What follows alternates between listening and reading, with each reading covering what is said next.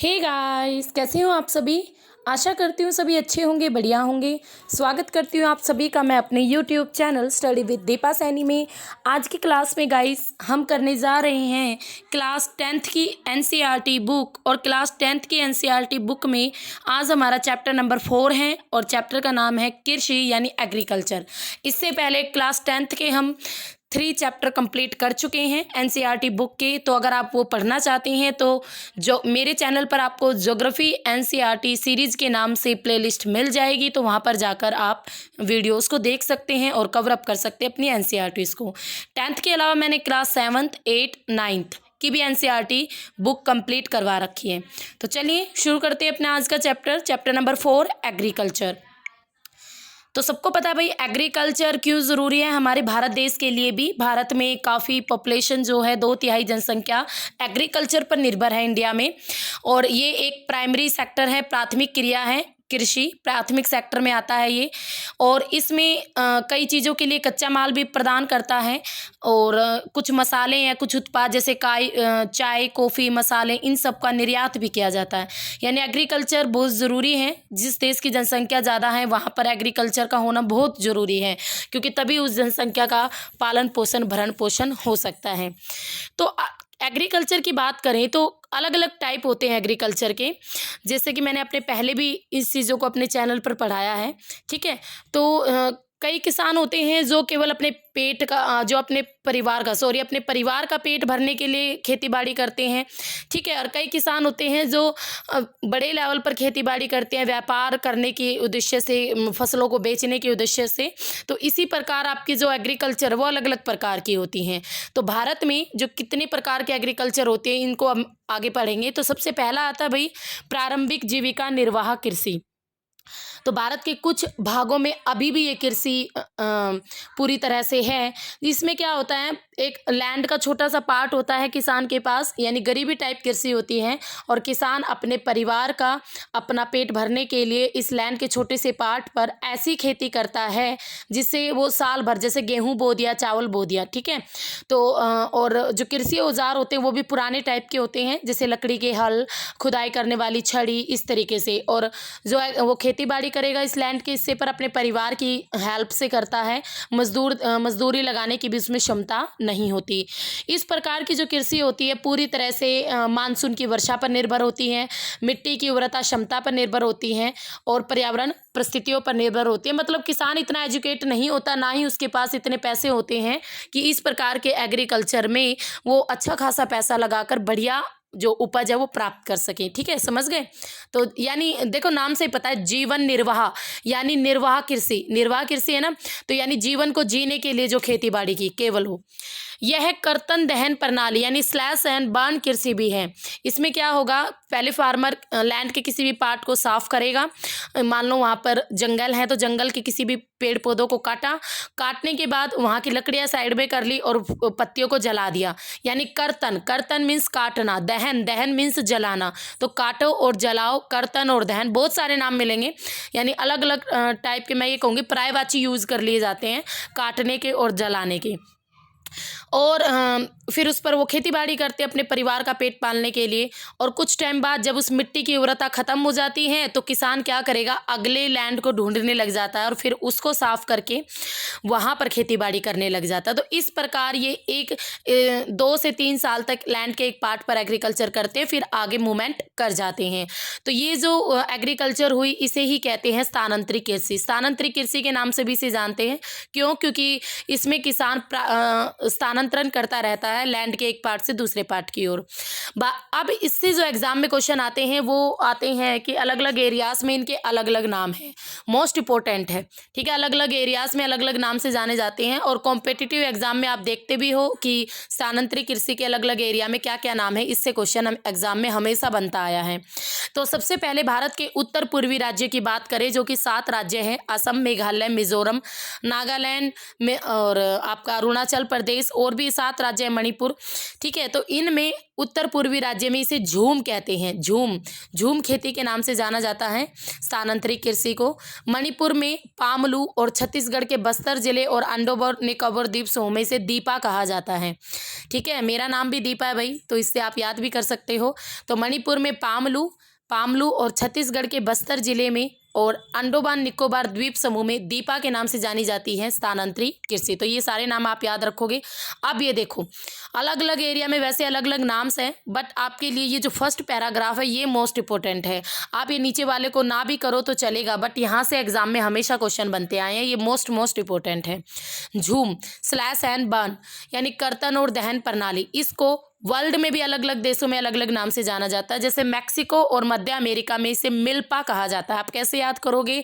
माँ से मैक्सिको और माँ से मिल्पा, इस तरीके से आप याद कर सकते हो। वेनेजुएला में इसे कोनिको कहते हैं, वेनेजुएला में कोनिको के नाम से जानी जाती है। ब्राज़ील में रोका, मध्य अफ्रीका में मैसोले, इंडोनेशिया में लद्दाख और वियतनाम में रे के नाम से जाना जाता है। देखो, झूम खेती को ये सारे के सारे नाम आपको याद होनी चाहिए। कर्तन दहन प्रणाली, मैक्सिको और मध्य अमेरिका में मिल्पा, वेनेजुएला में कोनुको, ब्राज़ील में रोका, मध्य अफ्रीका में मसोले, इंडोनेशिया में लद्दाख और वियतनाम में रे के नाम से जानी जाती है झूम खेती। भारत में यह प्रारंभिक किस्म की खेती अनेक नामों से जानी जाती है, इंडिया में भी। जैसे मध्य प्रदेश में बेबर और धैया, आंध्र प्रदेश में पोडू और पैंडा, ओडिशा में पामाडाबी, कोमान, बरीगा, पश्चिम घाट में कुमारी, दक्षिण पूर्वी राजस्थान में वालरे और वालट्रे, हिमालयन क्षेत्र में खिल, झारखंड में कुरुआ और उत्तर पूर्वी प्रदेशों में झूम। एग्जाम में ये उत्तर पूर्वी प्रदेशों वाला पूछा जाता है, ठीक है। और वैसे आपके लिए ये पहरा मोस्ट इंपॉर्टेंट है। तो यहाँ पर स्थानांतरित कृषि के अलग अलग नाम हमने कंप्लीटली स्टडी कर लिए हैं। आगे चलते हैं। नेक्स्ट आती है हमारी एग्रीकल्चर, गहन जीविका कृषि। इस प्रकार की कृषि उन एरियाज में होती है जहाँ पर जो पॉपुलेशन होती है वो बहुत ज़्यादा होती है, ठीक है। तो पॉपुलेशन ज़्यादा है तो क्या खाद्यान्न अधिक चाहिए, फसलें अधिक चाहिए, ठीक है। ये एक तरह की आपकी श्रम गहन कृषि होती है, यानी मजदूर प्रॉपर मात्रा में होते हैं। यहाँ अधिक उत्पादन के लिए अधिक मात्रा में जैव रासायनिक निवेश और सिंचाई वगैरह का भी यूज किया जाता है। भूस्वामित्व के विरासत के अधिकार के कारण पीढ़ी दर पीढ़ी यहाँ पर जोतों का आकार छोटा होता जा रहा है, वो अलाभप्रद, यानी जोत मीन्स खेत, ठीक है। यानी देखो भाई, मान लो एक व्यक्ति है, उसके पास 1 किल्ला है, 1 किल्ला बोलते हैं, किल्ला मतलब 1 एकड़ बोल लो आप, 1 एकड़ है, ठीक है। अब उस व्यक्ति के 2 बेटे हो गए, तो आधा एकड़ हिस्से आई दोनों बच्चे के। अब उन 2 बच्चों के भी, वो जो उसके 2 बेटे थे उनके भी आगे चल के 2 बेटे हैं, तो ये फोर्थ हिस्सा रह गया। यानी इसी तरीके से जो खेत का आकार है वो छोटा होता जा रहा है, और इस वजह से ये एग्रीकल्चर के लिए ठीक नहीं है। और जो किसान है वो भी वैकल्पिक रोजगार न होने के कारण थोड़ी सी भूमि में अधिक पैदावार लेने की कोशिश कर रहे हैं, और यही चीज़ दिखाती है कि कृषि भूमि पर बहुत अधिक दबाव है पॉपुलेशन का। समझ गए? तो ये थी भैया आपकी गहन जीविका कृषि, यानी जब एग्रीकल्चर पर बहुत ज़्यादा दबाव हो जाता है पॉपुलेशन का। नेक्स्ट आती है वाणिज्यिक कृषि। इस प्रकार की जो कृषि होती है इसमें आधुनिक निवेशों, जैसे हम अच्छी क्वालिटी के बीज यूज़ करते हैं, रासायनिक उर्वरक यूज़ करते हैं, कीटनाशक यूज़ करके ज़्यादा से ज़्यादा पैदावार प्राप्त करते हैं। वाणिज्यिक यानी व्यापार के उद्देश्य से बोने वाली कृषि, ठीक है। वाणिज्य कॉमर्शियल व्यापार। तो कृषि के वाणिज्यीकरण का स्तर विभिन्न प्रदेशों में अलग अलग है। हरियाणा और पंजाब में जैसे चावल वाणिज्य की एक फसल है, हरियाणा और पंजाब में चावल बोया जाता है व्यापार के उद्देश्य से। उड़ीसा में यह एक जीविका फसल है, उड़ीसा में चावल बोया जाता है, वहाँ के लोग जीविका के लिए यानी खाने के लिए बोते हैं, स्टोर करने के लिए बोते हैं अपने घर में। तो ऐसा है, एक राज्य के लिए कोई फसल वाणिज्यिक होती है तो दूसरे राज्य के लिए जरूरी नहीं है वो वाणिज्यिक रहे, वो उस राज्य की सिचुएशन पर निर्भर करता है, पॉपुलेशन पर निर्भर करता है, परिस्थिति पर निर्भर करता है। समझ गए? नेक्स्ट आता है रोपण कृषि। रोपण कृषि भी आपका एक प्रकार की वाणिज्यिक कृषि ही है। इसमें एक लंबे चौड़े एरिया में केवल एक ही फसल उगाई जाती है, ठीक है। और जो रोपण कृषि है उद्योग और एग्रीकल्चर दोनों के बीच का एक इंटरफेस है, मीन्स यानी एग्रीकल्चर में वो फसल उगाई और उद्योग में उससे चल के आगे चीज़ बनाई जाएगी। एग्जाम्पल से समझाऊंगी। इसमें आपका पैसा भी अधिक चाहिए और श्रमिक भी अधिक चाहिए, ठीक है। और बहुत सारा उत्पादन इसका उद्योगों में कच्चे माल में ज़्यादा यूज होती है। इंडस्ट्रीज़ में कच्चे माल में रोपण कृषि का ज़्यादा यूज होता है। देखो जैसे भारत में चाय, अब पत्तियाँ तो मान लो आपने देखा होगा ऐड वगैरह में भी चाय के पौधे से पत्तियां तोड़ी जाती है। अब उन पत्तियों से चाय पत्ती बनाने का काम ये तो उद्योगों में ही होगा। कॉफ़ी है, कॉफ़ी के बीज लिए जाते हैं, फिर उसकी पीस के उन बीजों को कॉफ़ी बनाई जाती है। उद्योगों में रबड़ है, गन्ना है, केला है, गन्ने से आपकी शुगर बनती है, खांड बनती है, तो ये सारी चीज़ें इंडस्ट्रीज में होती हैं। केला है, तो ये सारी की सारी आपकी रोपण फसलें हैं। तो आपको एग्जाम में ऐसे पूछा जाता है निम्न में से कौन सी रोपण फसल है, तो ऑप्शन में आपको इनमें से ही एक फसल देखने को मिलेगी। तो आपको ये सारी फसलों के नाम याद होनी चाहिए। असम और उत्तरी जो बंगाल है इसमें चाय और कर्नाटक में कॉफ़ी।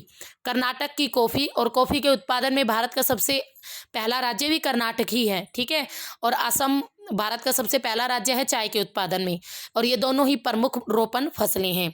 रोपण कृषि में अगर हम बात करें तो जो जितना भी उत्पादन किया जाता है वो बेचने के उद्देश्य से किया जाता है, ठीक है। यानी वहाँ लक्ष्य ही यही होता है कि अधिक से अधिक पैदावार प्राप्त करके व्यापार के उद्देश्य से ये की जाती है, इसलिए इसे वाणिज्य एग्रीकल्चर में भी डाला जाता है।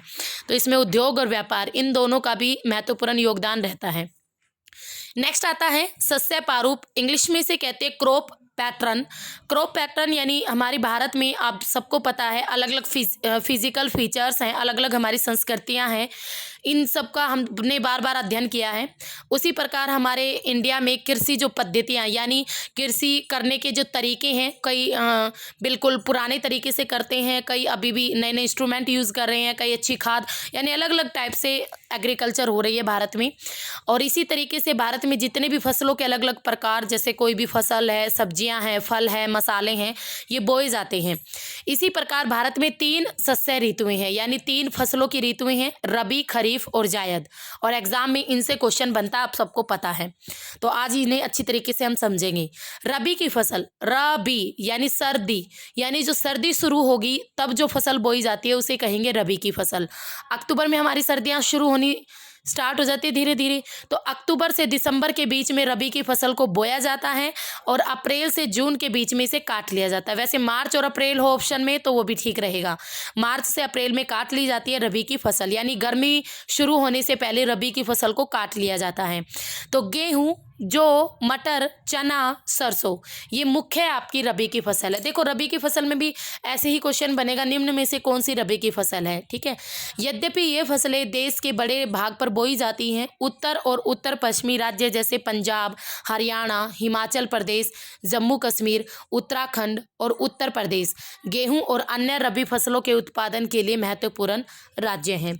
ये अधिकतर है ना, इसमें भारत के उत्तरी राज्य आएंगे, जो भारत के उत्तर वाले पार्ट में है, उत्तर और उत्तर पश्चिमी वाले पार्ट में है, वही राज्य आते हैं रबी की फसलों में। अब इससे एक क्वेश्चन और आता है, सर्दियों में जो शीतोष्ण पश्चिमी विक्षोभों से जो बारिश होती है वो इन फसलों के अधिक उत्पादन में सहायक होती है। सीधा क्वेश्चन आएगा कि सर्दियों में होने वाली जो वर्षा है किस प्रकार की फसलों के लिए अच्छी मानी जाती है। ऑप्शन में होगा रबी, खरीफ, जायद, तो आपका आंसर होगा रबी, क्योंकि सर्दियों में भाई रबी की फसल बोते हैं। तो ये जो पश्चिमी विक्षोभ आते हैं जिनसे हल्की फुल्की फुहार आती है, तो ये हमारी रबी की फसल के लिए बेस्ट होते हैं।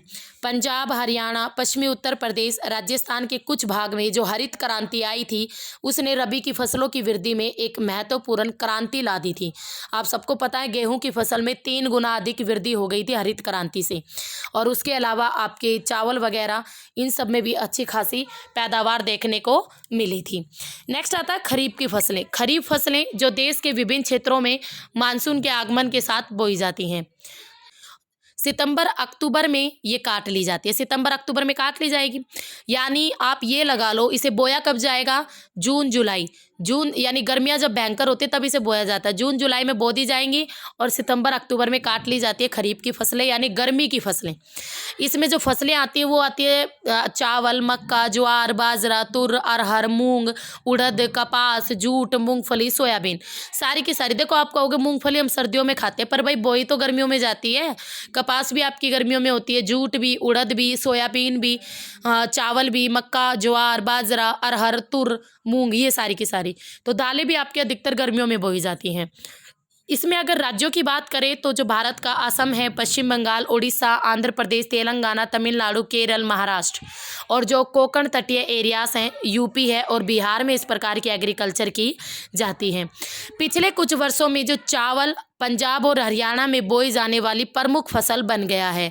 पंजाब और हरियाणा दोनों में बोई जाने वाली प्रमुख फसल बन गया है चावल।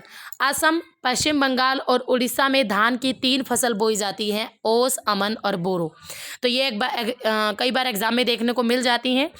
अब पश्चिम बंगाल में सबसे फेमस तौर पर ये तीनों फसलें बोई जाती हैं और ये चावल की 3 अलग अलग किस्में हैं, ओस, अमन और बोरो। यानी एक साल में चावल की 3 पैदावार प्राप्त कर लेता है पश्चिमी बंगाल। इसीलिए भारत में चावल सबसे अधिक कहाँ पर उगता है? पश्चिम बंगाल में। रबी और खरीफ की फसलों के बीच गर्मी में बोई जाने वाली फसलों को जायद कहते हैं। यानी मान लो रबी की फसल आपकी मार्च अप्रैल तक कट गई और आपकी भाई जो खरीफ की जो फसल थी वो आपकी बोएगी जून जुलाई में, तो बीच में अब मार्च में कट गई तो अप्रैल, मई और जुलाई में अगर बोई तो जून, तो 3 महीने हमारे पास खाली रह गए। तो इस बीच जो ककड़ी, खीरा, तरबूज, खरबूजा इस तरीके की जो फसलें बोई जाती हैं उन्हें कहते हैं जायद फसल। ठीक है, क्योंकि ये गर्मी को बर्दाश्त कर सकती है, भयंकर गर्मी को भी ये बर्दाश्त कर सकती है। लू जब चलती है, गरम गरम हवाएं, तो इनमें मिठास आती हैं। तो गन्ने की फसल को भी तैयार होने में लगभग 1 साल लगता है। तो इस तरीके के ये सारी की सारी आपकी फसलें आती हैं रबी की फसलों में, खरीफ की फसलों में और जायद। आई थिंक आपको तीनों समझ में आ गई हैं। नेक्स्ट आता है हमारा मुख्य फसलें। तो मुख्य फसलों की अगर हम बात करें तो मिट्टी, जलवायु और एग्रीकल्चर में अलग अलग अंतर के कारण देश के विभिन्न भागों में अनेक आपकी फसलें देखने को मिलती हैं, जैसे चावल, गेहूं, मोटे अनाज, दालें, चाय, कॉफ़ी, गन्ना, तिलहन, कपास, जूट। भारत में बहुत सारी फसलें बोई जाती हैं। तो सबसे पहले हम रीड अप करेंगे चावल, राइस। और भारत में जो अधिकांश लोगों की अगर हम बात करें तो सबसे ज़्यादा वो क्या खाते हैं? चावल खाते हैं। हमारा देश चीन के बाद दूसरा सबसे बड़ा चावल, अगर हम देखें कि चावल उत्पादक देश है। ठीक है, यानी चावल दूसरे नंबर पर सबसे ज़्यादा पैदा होता है भारत के अंदर। और जैसा कि आपको पता है ये एक खरीफ की फसल है क्योंकि गर्मियों में बोई जाती हैं और इसे उगाने के लिए अधिक टेम्परेचर, जब इसे उगाया जा रहा है तब 25 डिग्री सेल्सियस से ऊपर टेम्परेचर होना चाहिए और आर्द्रता भी अधिक होनी चाहिए। तो अधिक आर्द्रता की नीड होती है। ठीक है, यानी चावल एक ऐसी फसल है जिसे बोते समय अधिक तापमान होना चाहिए और अधिक आर्द्रता यानी नमी की मात्रा भी अधिक होनी चाहिए। तो भाई 100 सेंटीमीटर से अधिक वर्षा की नीड होती है चावल को। और कम वर्षा वाले एरिया में चावल उगाया जा सकता है, बट उसके लिए आपके पास सिंचाई का साधन होना चाहिए, चाहे तालाब, चाहे कुएं, चाहे आपके पास नहरें। नेक्स्ट आता है चावल उत्तर और उत्तर पूर्वी मैदान, तटीय क्षेत्रों और डेल्टाई प्रदेशों में भी उगाया जाता है। यानी जो नदियों का डेल्टाई एरिया है वहाँ पर भी चावल अच्छी खासी मात्रा में उगाया जाता है। नहरों की जाल और नलकूपों की संगनता के कारण पंजाब, हरियाणा, पश्चिमी उत्तर प्रदेश और राजस्थान के कुछ कम वर्षा वाले एरियाज में चावल की फसल उगाना अब संभव हो गया है। तो पहले जो आपके सूखे इलाके थे वहाँ पर सिंचाई वगैरह के द्वारा चावल की अच्छी खासी फसल प्राप्त की जाती है। तो गेहूं, नेक्स्ट आती है गेहूं। गेहूं भी हमारे भारत देश की एक मुख्य फसल है। गेहूं पर ये दूसरे नंबर पर आती है, सबसे पहले नंबर पर चावल आती है। अगर आपसे पूछे भारत की सब प्रमुख खाद्यान्न फसल कौन सी है तो फर्स्ट नंबर चावल, सेकंड नंबर पर व्हीट यानी गेहूं, और जो भारत देश के उत्तर और उत्तर पश्चिमी भागों में पैदा किया जाता है। ये एक रबी की फसल है और इसको उगाने के लिए और शीत ऋतु में और पकने के समय खिली खिली धूप की आवश्यकता होती है। यानी अच्छी खासी धूप होनी चाहिए, ज़्यादा भी तेज़ नहीं, मीडियम। ठीक है, और इसे उगाने के लिए सामान्य रूप से 75 सेंटीमीटर वार्षिक वर्षा की आवश्यकता होती है, यानी बारिश ज़्यादा नहीं हो चाहिए। वैसे आप गेहूं की फसल में 1 या 2 बार पानी देते हो तो उससे अच्छी खासी गेहूं की फसल प्राप्त हो जाती है। तो देश में, भारत देश में अगर गेहूं उगाने वाले एरियाज़ की बात करें तो उत्तर पश्चिम में जो गंगा सतलुज का मैदान है, दक्कन की जो काली मिट्टी वाला एरियाज़ हैं, ये आपके मुख्यतः गेहूं उत्पादक एरियाज़ हैं। तो पंजाब, हरियाणा, यूपी, मध्य प्रदेश, बिहार और राजस्थान के कुछ भाग गेहूं पैदा करने वाले मुख्य राज्य के रूप में जाने जाते हैं। ठीक है, तो ये तो हो गया हमारा गेहूं। नेक्स्ट आते हैं मोटे अनाज। मोटे अनाज जवार, बाजरा, रागी भारत में उगाए जाने वाले मुख्यतः मोटे अनाज हैं। ठीक है, ज्वार जो आपके जानवरों के लिए उगाई जाती है, पालतू जानवरों के लिए। पहले ज्वार की रोटियां बनाकर खाई जाती थी, बट अब कोई नहीं खाता भाई। बाजरे की रोटियां तो अब भी खाते हैं लोग सर्दियों में, और इसके अलावा बाजरे की खिचड़ी, और जानवरों को भी बाजरा डाला जाता है। रागी, तो ये सारी चीज़ें आपकी मोटे अनाज में आती हैं। इनमें पोषक तत्वों की मात्रा सबसे अधिक होती है। रागी में प्रचुर मात्रा में लोहा, कैल्शियम, सूक्ष्म पोषक और भूसी भी मिलती है। एरिया की दृष्टि से और प्रोडक्शन यानी उत्पादन की दृष्टि से जो ज्वार है देश की तीसरी महत्वपूर्ण खाद्यान्न फसल है। तो ज्वार भारत की तीसरी प्रमुख खाद्यान्न फसल है। मैंने आपको फर्स्ट भी बताई चावल, सेकंड बताई गेहूं, और थर्ड इज ज्वार। तो ये जो फसल है पूर्णतः आपकी वर्षा पर निर्भर करती हैं। आर्द्र एरियाज में उगाए जाने के कारण इनमें सिंचाई की आवश्यकता नहीं होती। इसके प्रमुख उत्पादक राज्य हैं महाराष्ट्र, कर्नाटक, आंध्र प्रदेश और मध्य प्रदेश। समझ में आ गया। नेक्स्ट आता है बाजरा।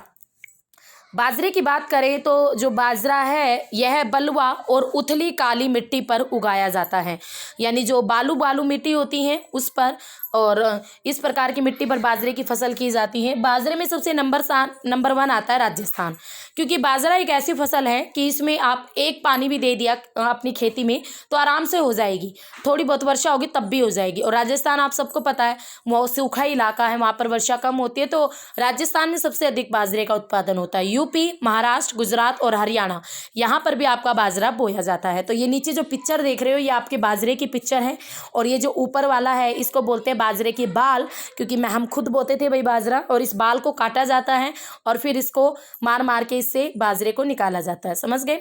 रागी एक शुष्क प्रदेशों की फसल है। रागी एक शुष्क प्रदेशों की फसल है। ये काली, लाल, बलुआ, दोमट और उथली काली मिट्टी पर बोई जाती है। कर्नाटक में, हिमाचल प्रदेश, उत्तराखंड, सिक्किम, झारखंड और अरुणाचल प्रदेश ये रागी के कुछ प्रमुख उत्पादक राज्य हैं। नेक्स्ट आता है मक्का। मक्का आप सबको पता है, मक्का एक ऐसी फसल है जिसे आप भुट्टा भी कहते हो, कुकड़ी भी कहते हो, अब बारिश के दिनों में खाते हो काफ़ी, जो खाद्यान्न और चारा दोनों में यूज़ होती है, यानी खाने में भी यूज़ होती है और जानवरों को चारे के रूप में भी यूज़ की जाती है मक्का। ये एक आपकी खरीफ फसल है। कैसी फसल है मक्का आपकी एक खरीफ फसल है। ठीक है, तो अगर हम मक्के की बात करें तो भाई मक्का से आपका जो टेम्परेचर होना चाहिए 21 से 27 डिग्री सेल्सियस तापमान में, और जो पुरानी जलोढ़ मिट्टी होती है यानी बांगर वाली मिट्टी, पुरानी जलोढ़ यानी बांगर वाली मिट्टी मक्के के लिए बेस्ट होती है। बिहार जैसे कुछ राज्य में मक्का रबी की ऋतु में बोया जाता है, यानी रबी की फसलों में आता है मक्का बिहार जैसे कुछ राज्य में। वैसे ये आपकी एक खरीफ फसल है। प्रौद्योगिक निवेशों जैसी अधिक अच्छे क्वालिटी वाले बीज, उर्वरक और सिंचाई के बाद से मक्का का उत्पादन बढ़ा है। कर्नाटक, एमपी, उत्तर प्रदेश, बिहार, आंध्र प्रदेश और तेलंगाना ये मक्का के प्रमुख उत्पादक राज्य हैं। आगे बढ़ने से पहले हम एक बार मक्का तो हमने कर लिया, तो सबसे पहले हम चावल के उत्पादक वाले राज्य देख लेते हैं। तो भाई आप यहाँ पर देखिए, ये जो आपके जो प्रमुख क्षेत्र हैं चावल के, तो ये आपकी एक असम राज्य आ जाता है और इधर से ये पूरी बेल्ट आ जाती है। तो भारत के जो तटीय इलाके हैं पश्चिम बंगाल वगैरह आ जाता है, और यहाँ पर भी पंजाब, हरियाणा में भी कुछ चावल उगाया जाता है, और ये भी तटीय इलाके। तो ये चावल के प्रमुख इलाके हैं। एक बार एग्जाम में क्वेश्चन आया था कि चावल और गेहूँ दोनों को कौन सी रेखा अलग करती है, तो भाई 100 सेंटीमीटर वाली वर्षा रेखा, 100 सेंटीमीटर वाली वर्षा रेखा चावल और गेहूं वाले एरियाज को अलग करती है। तो आप इसको ध्यान रखोगे, ये एग्जाम में पूछा जाता है बार बार क्वेश्चन। यहाँ पर आप गेहूं की, अब ध्यान देना, जहाँ पर आपका चावल कम उगाया जाता है वहाँ पर गेहूं के अच्छी खासी पैदावार है। तो ये वाला एरिया गौण है। प्रमुख एरिया की बात करें तो आपका ये वाला प्रमुख एरिया है चावलों का, जिसमें आपका पंजाब, हरियाणा, हिमाचल प्रदेश, उत्तराखंड का कुछ पार्ट, यूपी, मध्य प्रदेश, ठीक है, राजस्थान का कुछ पार्ट, ये सारे आ जाते हैं। गौण क्षेत्रों में आपका बिहार आ गया, इधर आपका महाराष्ट्र का कुछ पार्ट, गुजरात का कुछ पार्ट, तो ये आ जाते हैं। ठीक है, तो ये थे आपके गेहूं के उत्पादक राज्य। अब हम पढ़ रहे थे अपना मक्का, तो मक्का हमारा कंप्लीट हो गया था। आगे आते हैं दालें। तो दालों की बात करें तो भारत विश्व में दालों का सबसे बड़ा उत्पादक और उपभोक्ता, यानी सबसे ज़्यादा पैदा भी हम करते हैं और सबसे ज़्यादा खा भी हम ही जाते हैं। ठीक है भाई। शाकाहारी खाने में देखें तो शाकाहारी खाने में दालें सबसे अधिक प्रोटीनदायक होती हैं। जब आप एक्सरसाइज करते हैं तो कहते हैं ना दालें खाओ, प्रोटीन का स्रोत है। तुर, अरहर, उड़द, मूंग, मसूर, मटर, चना, ये प्रमुख आपकी दलहनी फसलें हैं। और दालों में जो नमी होती है वो कम नमी की आवश्यकता होती है, और सूक्ष्म परिस्थितियों यानी सूखे एरियाज में भी दालों को उगाया जा सकता है। और यहाँ पर जो दालें होती है वायु से नाइट्रोजन लेकर भूमि की उर्वरता को भी बनाए रखती हैं, और इन फसलों को आमतौर पर फसलों के आवर्तन के में भी बोया जाता है, यानी जब भूमि की उर्वरता क्षमता कम हो जाए तो इस प्रकार के बीच में दाल वगैरह बो देने से भूमि की उर्वरता क्षमता को भी बनाया रखा जा सकता है। तो भारत में देखें तो भारत में मध्य प्रदेश, राजस्थान, महाराष्ट्र, उत्तर प्रदेश और कर्नाटक ये दालों के मुख्य उत्पादक राज्य हैं जहाँ पर दालें बोई जाती हैं। समझ गए। नेक्स्ट आता है खाद्यान्नों के अलावा अन्य खाद्य फसलें। ये तो आपकी खाद्यान्न थी, मेन खाद्यान्न फसलें, गेहूं, चावल, दालें, आपका मक्का, ज्वार, बाजरा। अब हमारी खाद्यान्न फसलों के अलावा और कुछ भी फसलें होती हैं जो हम यूज़ करते हैं, जिसमें आता है सबसे पहले शुगर केन यानी गन्ना। गन्ना आपकी एक उष्ण और उपोष्ण कटिबंधीय फसल है। ये एग्जाम में क्वेश्चन आता है, गन्ना किस प्रकार की फसल है। ऑप्शन में होगा उष्ण और उपोष्ण। उष्ण यानी गर्म और उपोष्ण यानी गर्म प्लस सर्द दोनों। तो ये आपकी जो गन्ना है उष्ण और उपोष्ण दोनों ही प्रकार की फसल है। ये जो फसल है 21 से 27 डिग्री टेम्परेचर में, 21 से 27 डिग्री अगर इस बात करें तो इसके लिए टेम्परेचर होना चाहिए, और जो वर्षा है 75 से 100 सेंटीमीटर वर्षा होनी चाहिए। तो ये आपकी गर्म और आर्द्र यानी गर्मी भी हो और आर्द्र यानी नमी भी हो हवा में, तो इस प्रकार की जलवायु में बोया जाता है गन्ना। कम वर्षा वाले एरिया में सिंचाई की सहायता से गन्ना उगाया जा सकता है, अनेक मिट्टियों में उगाया जाता है। ठीक है, और इसमें काफ़ी मजदूरी ज़्यादा लगती है गन्ने के काम में, क्योंकि पहले गन्ने को काटा जाता। ब्राज़ील के बाद अगर हम बात करें तो गन्ने का दूसरा भारत ही सबसे बड़ा उत्पादक देश है। तो भारत में ही काफ़ी गन्ना उगाया जाता है ब्राज़ील के बाद। तो नंबर 1 पर आते हैं वर्ल्ड में ब्राज़ील, सेकंड इज़ इंडिया। तो जो गन्ना है, गन्ने का चीनी बनाने में, गुड़ में, खांड सारी में, शीरा बनाने में, इन सब में काम आता है गन्ने का। ठीक है, जो आपकी शुगर आप यूज़ कर रहे हो, गुड़ खा रहे हो, खांड यूज़ कर रहे हो, शीरा यूज़ कर रहे हो, तो ये सब सारी चीज़ें आपकी गन्ने से बनती हैं। उत्तर प्रदेश, महाराष्ट्र, कर्नाटक, तमिलनाडु, आंध्र प्रदेश, तेलंगाना, बिहार, पंजाब और हरियाणा ये सारे के सारे गन्ने के प्रमुख उत्पादक राज्य हैं जहाँ से गन्ने का उत्पादन किया जाता है। नेक्स्ट आता है तिलहन। तिलहनों की बात करें तो भाई तिलहन 2015 में भारत विश्व में चीन के बाद दूसरा बड़ा तिलहन उत्पादक देश था। 2015 में तोरिया के उत्पादन में भारत का विश्व में कनाडा और चीन के बाद तीसरा स्थान था। देश में कुल बोए गए क्षेत्र के 12% भाग पर कई तिलहन की फसलें उगाई जाती हैं। मूंगफली, सरसों, नारियल, तिल, सोयाबीन, अरंडी, बिनोला, अलसी, सूरजमुखी ये भारत में प्रमुख तिलहन फसलें हैं। तो तिलहन फसलें किसे कहते हैं? जिससे आपको तेल प्राप्त होता है, जैसे मूंगफली का तेल, सरसों का तेल, नारियल का तेल, तिल का तेल, सोयाबीन का तेल, अरंडी का तेल, बिनोले का तेल, अलसी का तेल, सूरजमुखी का तेल। तो ये सारी के सारी ऐसी फसलें हैं जिनसे हमें तेल प्राप्त होता है। ठीक है, और इनमें से अधिकतर ऐसी है जो हम खाना बनाने में भी यूज़ करते हैं, जैसे तिल का तेल, मूंगफली का तेल, सरसों का तेल, नारियल का तेल। ठीक है, और कुछ तेल के बीजों को साबुन में या फिर श्रृंगार का सामान बनाने में, जिसे प्रसाधन कहते हैं, उबटन बनाने में भी यूज़ किया जाता है। मूंगफली एक खरीफ की फसल है और हमारे भारत देश में तिलहनों के कुल उत्पादन का जो आधा भाग है वो इसी से ही प्राप्त होता है, मूंगफली की फसल से ही। मूंगफली की बात करें तो भाई जो मूंगफली है वो गुजरात, राजस्थान, तमिलनाडु, महाराष्ट्र ये मूंगफली के मुख्य उत्पादक राज्य हैं। तो सबसे ज़्यादा मूंगफली का उत्पादक गुजरात में। अलसी और सरसों ये दोनों रबी की फसल हैं। तिल उत्तरी भारत में खरीफ की फसल है। उत्तरी भारत में जो तिल है वो एक खरीफ की फसल है, गर्मी की फसल है, और दक्षिणी भारत में रबी की। तो अरंडी खरीफ रबी दोनों ही फसलों में, दोनों ही उसमें आता है, रबी में भी और खरीफ में भी अरंडी। तो आप याद रखोगे अरंडी को आप खरीफ में भी डाल सकते हो, रबी में भी डाल सकते हो, अगर पर्टिकुलर ना पूछा गया हो तो। अगर एग्जाम में क्वेश्चन आए ऐसे कि उत्तरी भारत में खरीफ की फसल है तो आपका तिल रहेगा, और दक्षिणी भारत में रबी की फसल के रूप में पूछा जाए तो आपका दक्षिणी भारत में रबी की फसल के रूप में तिल रहता है। नेक्स्ट आता है चाय। चाय टी सबको पता है, इंडिया में तो फेमस है भाई चाय, मेहमान आते हैं तो पहले चाय आएगी। तो चाय की जो खेती है वो आपकी एक रोपण खेती है, जो मैंने अभी समझाया था। ये आपका एक पेय पदार्थ है जो आपके अंग्रेज लाए थे इंडिया में, और चाय बागानों के मालिक जो हैं वो भारतीय है आज। चाय का जो पौधा है उष्ण और उपोष्ण कटिबंधीय जलवायु, ह्यूमस और जीवांश युक्त गहरी मिट्टी और सुगम जल निकास वाले ढलुआ क्षेत्रों में उगाया जाता है। चाय की झाड़ियों को उगाने के लिए वर्ष भर कोष्ण और नम यानी थोड़ी बहुत आर्द्र पाला रहित जलवायु की आवश्यकता होती है, यानी पाला नहीं पड़ना चाहिए और आर्द्र हवाएं होनी चाहिए, ठीक है, ज़्यादा गर्मी नहीं होनी चाहिए। पूरे वर्ष भर जो होने वाली वर्षा की बौछारें होती हैं वो चाय की कोमल पत्तियों के लिए अच्छी होती हैं। चाय आपका एक श्रम प्रधान, अगर हम बात करें, एक फसल है, एक उद्योग है। एग्जाम में ये क्वेश्चन आता है क्योंकि सबसे ज़्यादा मजदूरी यूज़ होती है, मजदूर यूज़ किए जाते हैं चाय के फसल में। कैसे भाई? क्योंकि उन पत्तियों को काटने का, छाँटने का, इकट्ठा करने का सारा काम हाथों से किया जाता है, जो कि मजदूरी करेंगी, ठीक है। यहाँ के अगर प्रमुख उत्पादों की बात करें तो असम, पश्चिम बंगाल में दार्जिलिंग, जलपाईगुड़ी जिलों की पहाड़ियाँ, तमिलनाडु और केरल है।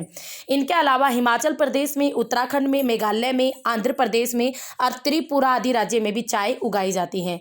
2015 में भारत विश्व में चीन के बाद दूसरा बड़ा चाय उत्पादक देश था। टी की बात करें तो चाय की बात करें तो आप ऊपर देख भी सकते हो, ठीक है। यहाँ पर ये चाय की कृषि है, ये ठीक है, इस वाले बॉक्स में चाय की कृषि किस तरीके से हरियाली है, और यहाँ पर ये जो महिलाएं हैं ये पत्तियों को चुन रहे हैं, जो कि चाय की पत्तियों को और इस पीछे वाली टोकरी में डाल देते हैं। तो इस प्रकार से अधिकतर काम मजदूरों से किया जाता है चाय का। नेक्स्ट आती है हमारी कॉफ़ी। कॉफ़ी जो कि अपनी गुणवत्ता के लिए वर्ल्ड लेवल पर पूरा विश्व विख्यात है। कोल्ड कॉफ़ी, हॉट कॉफ़ी और डिफरेंट टाइप की कॉफ़ी आप पीते हो रेस्टोरेंट में। भारत देश की बात करें तो भारत में अरेबिका किस्म की कॉफ़ी पैदा की जाती है। ये आपके लिए बेस्ट क्वेश्चन है, अगर आप हाई लेवल का एग्जाम दे रहे हो तब वहाँ से ये क्वेश्चन बनने वाला है।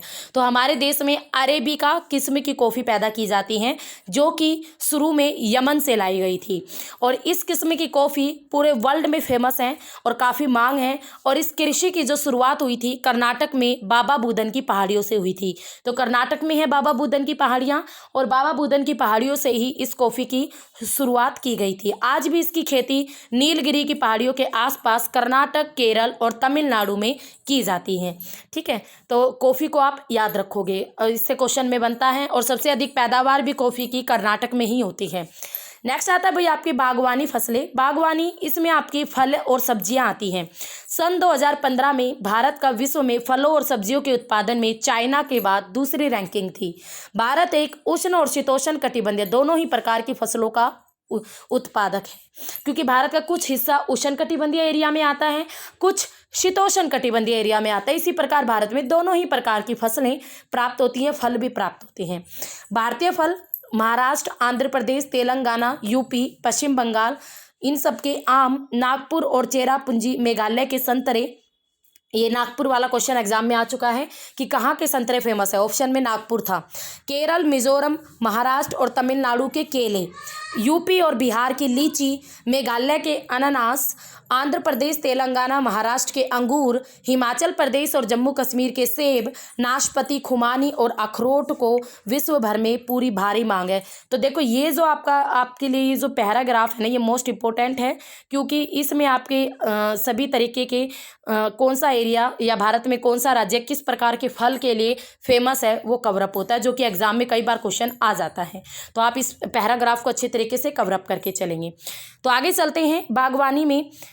तो भारत में जो मटर है, आपकी फूल गोभी है, प्याज है, तो यहाँ पर मैं आपको एक बार दिखा भी देती हूँ। तो भाई यहाँ पर आपके देखो ये फ्रूट्स हैं, ये आपके अखरोट, सेब और अनार का, ये अनार हो गए, ये आपके सेब हो गए, ठीक है, सॉरी अखरोट हो गए, और ये आपके सेब हो गए। तो इस तरीके से भारत में अलग अलग टाइप के फल उगाए जाते हैं। उसके साथ साथ भारत में सब्जियों की बात करें तो इंडिया के अंदर मटर, फूल गोभी, प्याज, बंद गोभी, टमाटर, बैंगन, आलू, तो दुनिया भर की अलग अलग टाइप की फसलें, सब्जियां भी उगाई जाती हैं इंडिया के अंदर। अब आता है नेक्स्ट अखाद्य फसलें, जो कि एग्जाम के पॉइंट ऑफ व्यू से मोस्ट इंपॉर्टेंट है। रबड़ एक भूमध्य रेखीय क्षेत्र की फसल है, यानी उष्ण कटिबंधीय फसल है, उष्ण और उपोष्ण में उगाई जाती हैं। इसके लिए जो वर्षा है वो अधिक होनी चाहिए, 200 सेंटीमीटर से अधिक वर्षा, और टेम्परेचर भी अच्छा खासा चाहिए, 25 डिग्री सेल्सियस से अधिक तापमान वाली नम और आर्द्र जलवायु की आवश्यकता होती है रबड़ को। रबड़ एक महत्वपूर्ण कच्चा माल है, जो कि आपकी इंडस्ट्रीज वगैरह में यूज़ होती है, उद्योगों में यूज़ की जाती हैं। इसे केरल, तमिलनाडु, कर्नाटक, अंडमान निकोबार द्वीप समूह और मेघालय में, जो मेघालय की गारो पहाड़ियां हैं, वहां पर रबड़ को उगाया जाता है। अगर भारत में सबसे ज़्यादा रबड़ की बात करें तो भारत में भाई केरल राज्य में सबसे ज़्यादा रबड़ को उगाया जाता है। नेक्स्ट आती हैं रेशेदार फसलें। रेशेदार फसलें यानी रेशे वाली फसलें, ठीक है। जो इन रेशेदार फसलों की बात करें तो इसमें आपकी कपास, जूट, सन, प्राकृतिक रेशम, ये सारी की सारी भारत में 4 मुख्य रेशेदार फसलें हैं। इनमें से पहली 3 मिट्टी में फसल उगाने से प्राप्त होती हैं। जो कपास, जूट और सन, ये तीनों की तीनों मिट्टी में फसल उगाने से प्राप्त होती हैं। और जो प्राकृतिक रेशम है ये कीड़े से प्राप्त होती है, कीड़े के कोकून से, ठीक है। तो जो रेशम है, रेशम जो कपड़े वगैरह भी होते हैं, तो रेशम कीड़े के कोकून से प्राप्त होती हैं, जो कि आपके मलबरी के पेड़ों की हरी पत्तियों पर पलता है, ठीक है। रेशम का जो कीड़ा होता है, तो जो रेशम है वो मलबरी आपका पेड़ है, मलबरी पेड़ होता है, उसकी हरी पत्तियों पर रेशम का कीड़ा पनपता है और उसके कोकून से रेशम का निर्माण किया जाता है। तो रेशम उत्पादन के लिए रेशम के कीड़ों को पालना रेशम उत्पादन कहलाता है, सेरीकल्चर। तो एग्जाम में आता है सेरीकल्चर क्या है, तो सेरीकल्चर देखो इंग्लिश में लिखा हुआ है, सेरीकल्चर रेशम का उत्पादन, ठीक है। तो ऑप्शन में होगा रेशम का उत्पादन या रेशम के कीड़े के द्वारा रेशम प्राप्त करना, जो भी हो तो राइट रहेगा। नेक्स्ट आता है कपास यानी कॉटन। भारत को कपास के पौधे का मूल स्थान माना जाता है, तो यानी भारत में कपास की शुरुआत ही भारत से ही मानी जाती है वर्ल्ड में। सूती कपड़ा उद्योग में कपास एक आपके रॉ मटेरियल के रूप में यूज होता है, कच्चे माल के रूप में यूज होता है। कपास उत्पादन में भारत का विश्व में 3रा स्थान है। दक्कन के पठार के जो सूखे वाले भाग है वहाँ पर काली मिट्टी है, जो कि कपास के लिए सबसे बेस्ट है, इसीलिए काली मिट्टी को कपासी मिट्टी के नाम से भी जाना जाता है। इस फसल को उगाने के लिए उच्च तापमान, हल्की वर्षा और सिंचाई और 210 जो दिन है वो पाला रहित दिन होनी चाहिए और खिली धूप की आवश्यकता होती है। और जो कपास एक खरीफ की फसल है, यानी एक गर्मी की फसल है। और अगर हम देखें इस फसल को पककर तैयार होने में 6 से 8 महीने लगते हैं। कपास की फसल को तैयार होने में 6 से 8 महीने लगते हैं। महाराष्ट्र, गुजरात, मध्य प्रदेश, कर्नाटक, आंध्र प्रदेश, तेलंगाना, तमिलनाडु, पंजाब और हरियाणा और यूपी, ये कपास के मुख्य उत्पादक राज्य हैं, ठीक है। तो जो कपास की बात करते तो सबसे ज़्यादा महाराष्ट्र, नंबर 1 महाराष्ट्र आएगा। नेक्स्ट आता है जूट। जूट को सुनहरा रेशा भी कहते हैं, तो ये एग्जाम में क्वेश्चन आ चुका है, किस फसल को सुनहरा रेशा के नाम से भी जाना जाता है, तो वो है आपकी जूट। जूट की फसल बाढ़ के मैदानों में जल निकास वाली उर्वरक मिट्टी में उगाई जाती हैं, जहां हर वर्ष बाढ़ से आई नई मिट्टी जमा हो जाती है। बाढ़ अपने साथ एक उपजाऊ मिट्टी को बिछा देती है और उस उपजाऊ मिट्टी में ही जूट की फसल बनाई जाती है, नहीं पैदा की जाती है। इसके बढ़ने के समय टेम्परेचर हाई होना चाहिए। पश्चिम बंगाल, बिहार, असम, ओडिशा, मेघालय, ये आपके जूट के मुख्य उत्पादक है। आपको फर्स्ट 2 याद कर लो, पश्चिम बंगाल और बिहार। जूट का जो यूज़ है बोरिया बनाने में, जिसमें आपके चावल गेहूं वगैरह डलते हैं, चटाई बनाने में, मैट आप जिसे कहते हो, रस्सी बनाने में, तंतु बनाने में, धागे बनाने में, गलीचे बनाने में। उसके अलावा आप तो जूट के आपके ब्लेज़र वगैरह भी आ चुके हैं, बहुत सारी चीज़ें आ गई हैं, जूट की शर्ट वगैरह, तो बहुत सारी चीज़ें आ गई है, जूट से कपड़े वगैरह भी आने लग गई हैं। तो इनकी उच्च लागत के कारण और कृत्रिम रेशो और पैकिंग सामग्री, विशेषकर नायलॉन की कीमत कम होने के कारण बाजार में अब इनकी मांग कम हो रही है जूट की। तो भाई यहाँ पर ही हम अपनी चैप्टर को स्टॉप करते हैं। ये चैप्टर आपका एक क्लास में नहीं होगा, इसके 2 पार्ट्स आएंगे, तो ये फर्स्ट पार्ट मैं यहाँ पर ख़त्म कर रही हूँ। इसके सेकंड पार्ट में हम आगे पढ़ेंगे, आगे प्रौद्योगिकी संस्थागत सुधार, और इसके अलावा हम एग्रीकल्चर में कैसे इंडिया ने डेवलपमेंट की है, सकल घरेलू उत्पाद GDP में क्या योगदान है, वैश्वीकरण पर कृषि का क्या वो है, और उसके अलावा ऑर्गेनिक एग्रीकल्चर क्या होती है। तो इन चीज़ों को हम अपनी नेक्स्ट क्लास में करेंगे। तो आई थिंक आपको यहाँ तक सारी चीज़ें क्लियर हो गई हैं। तो आज की क्लास में हमने अपनी काफ़ी क्वेश्चंस, अगर हम बात करें तो बहुत सारे क्वेश्चन कवर हुए हैं हमारे आज की क्लास के। तो आपको पूरी क्लास अच्छी तरीके से समझ में आ गई है, तो प्लीज़ कमेंट कीजिएगा कि आपको आज की क्लास कैसी लगी। और इसके साथ साथ भाई जो स्टूडेंट नेट और PGT ज्योग्राफी का पेड कोर्स लेना चाहते हैं तो वो अचीवर्स एकेडमी ऐप ज्वाइन करें, वहाँ से आप नेट और PGT ज्योग्राफी का कोर्स ले सकते हैं। और अगर आपको मेरी वीडियोस अच्छी लगती है तो प्लीज़ लाइक और शेयर कीजिए करें, ताकि मुझे भी अच्छा रिस्पॉन्स मिले। ओके, फिर मिलेंगे, तब तक के लिए have a nice day. Okay, bye bye, see you.